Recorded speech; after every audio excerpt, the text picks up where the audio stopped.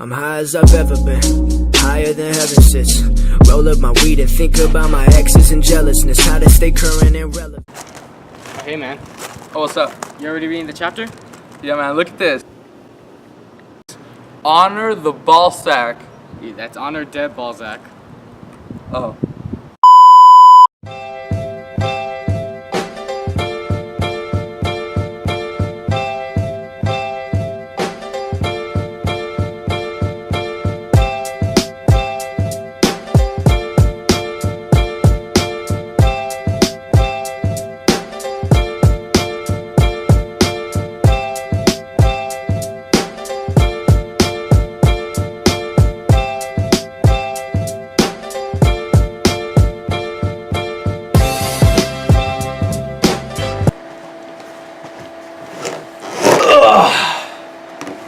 Yo, hey guys, me again. Hi guys, I'm Jonathan. And I'm Brian. We're going to do a brief overview of chapter 8. Now, what is Continental Philosophy?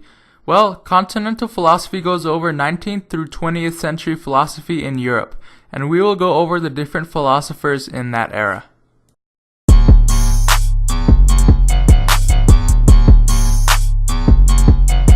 Existentialism.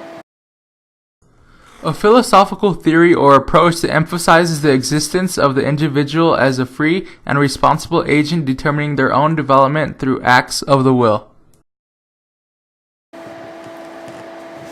Some of the main things of existentialism are the following. Traditional and academic philosophy is sterile and remote from the concerns of real life. Philosophy must focus on the individual and her or his confrontation within the world. The world is irrational or in any event beyond total comprehending or accurate conceptualization through philosophy. The world is absurd in the sense that there is no ultimate explanation can be given for why it is the way it is. Senselessness, emptiness, triviality, separation, and the inability to communicate pervade human existence, giving birth to anxiety, dread, self-doubt, and despair.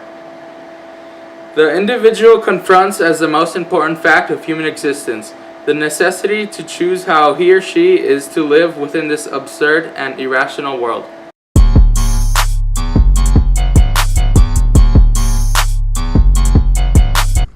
Søren Kierkegaard was a Danish philosopher, theologian, poet, social critic, and religious author who is widely considered to be the first existentialist philosopher. Søren Kierkegaard believed in despair. He said it was a sickness unto death. All people will suffer from despair and nothing can save us from it other than God. He thought the world was a place of suffering, fear, and dread. He also felt like philosophy should focus on general and ideal truths and metaphysical principles.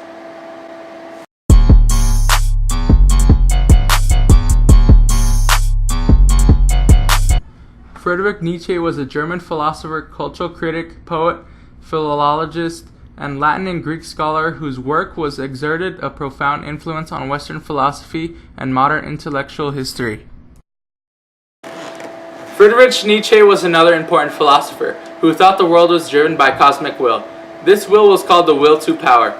He believed people were slaves and that they followed everything that said morally to do.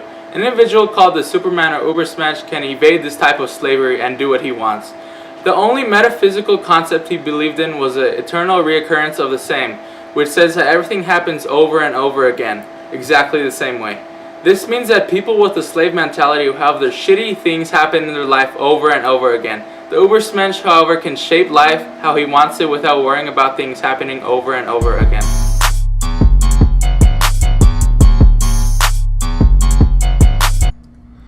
Psychoanalysis, a system of psychological theory and therapy that aims to treat mental disorders by investigating the interaction of conscious and unconscious elements in the mind and bringing repressed fears and conflicts into the conscious mind by techniques such as dream interpretation and free association.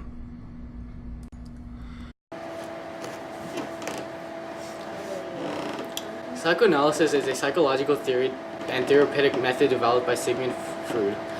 Ancient Greek philosophers believed reason came from truth. Freud believed that the real cause of our decisions lie deep in our consciousness.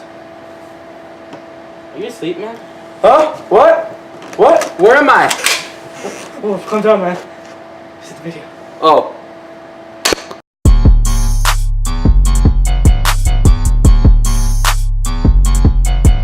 Albert Camus was a French philosopher, author, and journalist. His views contributed to the rise of the philosophy known as absurdism. Albert Camus. Albert Camus. He grew up in Algeria and fought against the Nazis. He asked the question, is there a reason not to commit suicide? He stated that people live their lives without knowing the truth and that they waste their lives on stupid self-confidence. They live in a life of despair and are self-deceived by everything. He said that we do not know ourselves and we are unable to meet our needs. These needs are clarity/understanding and the need for social warmth and contact. These needs, however, are unmet and we live our lives seeking these needs and never find them.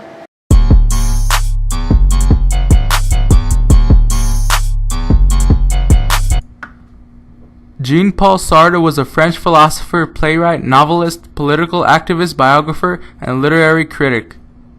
Jean-Paul Sartre. Jean-Paul was an atheist and said human beings are abandoned, meaning that God does not exist. Without the existence of God, it has implications, and there are four.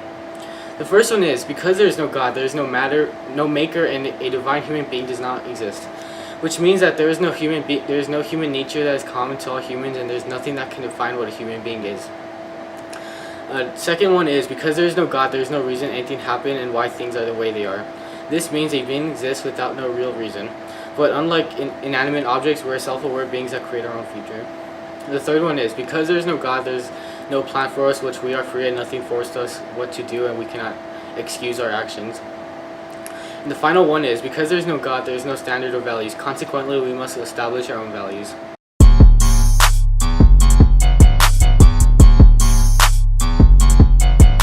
Phenomenology, the science of phenomena as distinct from that of the nature of being, an approach that concentrates on the study of consciousness and the objects of direct experience.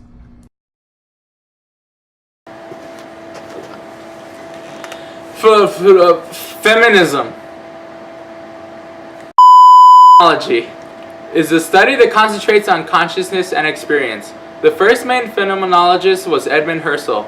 He created Transcendental Phenomenology, which means to investigate phenomena without making assumptions. He also made the phenomenological reduction, which was a process to describe our world through consciousness.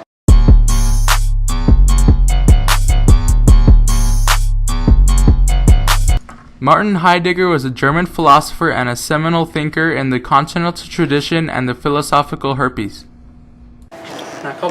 Martin Heidegger, he believed in many of the things Husserl did, but he saw it as a whole, the source of being itself.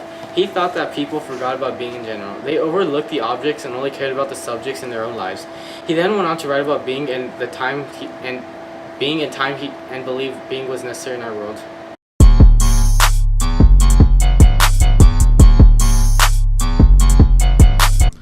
Now, what did we learn? Well, now we know more about the 19th and 20th century philosophy, including the different types of philosophy and the people that created them.